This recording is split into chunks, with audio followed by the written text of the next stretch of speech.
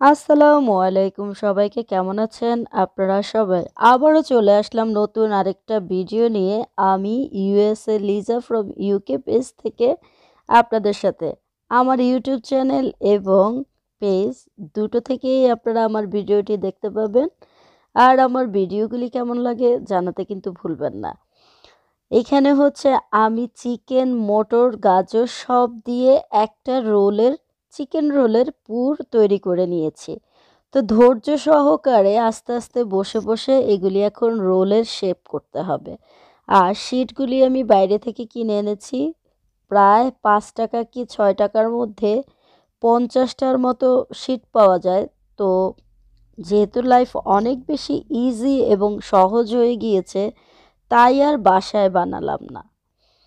এখন আস্তে আস্তে হচ্ছে এটা যেহেতু ডিপ ফ্রিজে ছিল, এটাকে আলতোভাবে আগে ছাড়ানোর চেষ্টা করতে হবে। কিছুক্ষণ নিচে রাখলেই এই শিটগুলি নরম হয়ে পাতলা শিটগুলি উঠে আসবে আপনার হাতে। তবে এই কাজটা খুবই ধৈর্য সহকারে করতে হবে। সুন্দর করে দেখুন, আমি কিন্তু শিটগুলোকে খুলে নিচ্ছি। আমার কিন্তু একটুও ছিঁড়ে যাচ্ছে না। এইভাবেই ধৈর্য সহকারে করে নিতে হবে। আর বাসায় ফ্রেশ ফ্রেশ এরকম রোল, সমোচা, তারপর হচ্ছে যত কিছু আছে বানিয়ে খেতে পারেন। তবে আমি প্রেফার করব সময় থাকলে এই শীটটাও বাসায় বানাবেন। আমার যেহেতু হাতে সময় ছিল না, তাই হচ্ছে আমি শীটটা বাইরে থেকেই কিনে নিয়ে এসেছি। পুরটা যে এত বেশি ইয়াম্মি হয়েছে! আমি চিকেনের সাথে একটু সবজি দিয়েছি যাতে এটার টেক্সচারটা অনেক বেশি মজা হয়। প্রথমে কোনাকুনি করে রোলটাকে রোলের শিটটাকে আমি বিছিয়ে নিয়েছি। তারপর হচ্ছে এরকম ফোল্ড করে একটা ভাঁজ দিব। ভাঁজ দিয়ে একটু চেপে নিব। তারপর খামের মতো এই পাশটাকে তুলে দিব। তারপর অপোজিট সাইডটাকেও এভাবে সুন্দর করে তুলে এইবার হচ্ছে রোল করে দেখুন, রোলিং করতে হবে। ঘুরিয়ে নিলেই হয়ে গেল আপনার চিকেন রোল। যাই হোক, এইখানে একটু হচ্ছে আমি আটা দিয়ে ডো তৈরি করে নিয়েছি। এটাকে ব্রাশ করে নিতে হবে। তা আমার কাছে মনে হয় এই ব্রাশের চেয়ে হাত কিংবা চামচ দিয়ে ব্রাশ করাটা ভালো, কারণ ট্রেতে যখন এই ব্রাশটার ডোটা লেগে যাবে তখন কিন্তু আপনি নেক্সটটা করতে গেলে ওই শিটটা আটকে যেতে পারে। দেখুন, এইভাবে করেই কিন্তু সবগুলো শিট আমি বানিয়ে নেব। যারা বুঝতে পারেননি তাদের জন্য আরও একটি করছি, তবে এইটা একটু ডিফারেন্টভাবে করব। দেখলেই বুঝতে পারবেন, দুটি ওয়েতেই আপনি করতে পারবেন। তা আগে থেকেই আমি হচ্ছে 4-5টাতে ময়দার ডোটা কিংবা আটার ডো এইভাবে লাগিয়ে নিচ্ছি। এটা হচ্ছে আঠার কাজ করবে গ্লুর মতো, সেজন্য। চারিপাশটাতে লাগানো হয়ে যাওয়ার পর আমি হচ্ছে একদম মাঝখানটাতে আমার চিকেনের পুরটা দিয়ে দিব। দিয়ে সুন্দর করে শেপ দিয়ে নিব। আমি একটু বেশি বেশি করেই দিচ্ছি যেহেতু বাসার সবাই খাবে। দোকানের রোলগুলিতে দেখবেন অল্প একটু থাকে কিংবা পুরোটাই আলুর ভর্তা।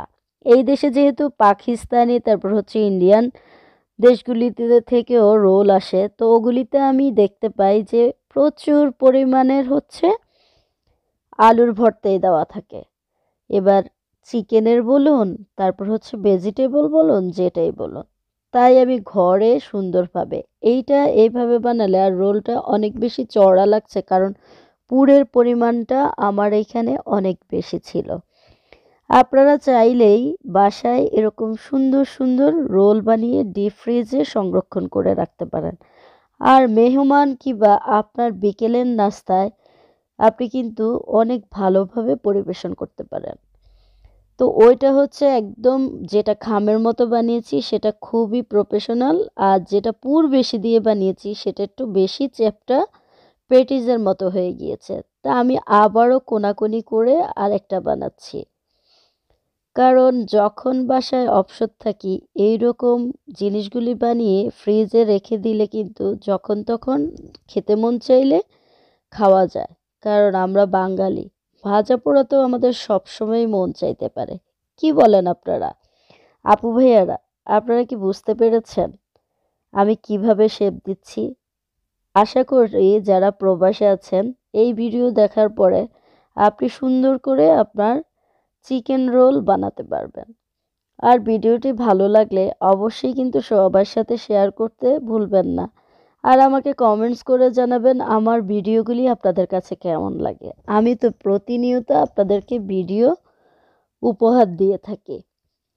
দেখুন আমি আপনাদের বোঝার স্বার্থে আবারও কর্নার করা খামের মতো এই রোলটি দেখতে অনেক বেশি সুন্দর হয় স্কোয়ার শেপের তুলনায়। দেখুন আমার সবগুলো রোল কিন্তু বানানো হয়ে গিয়েছে।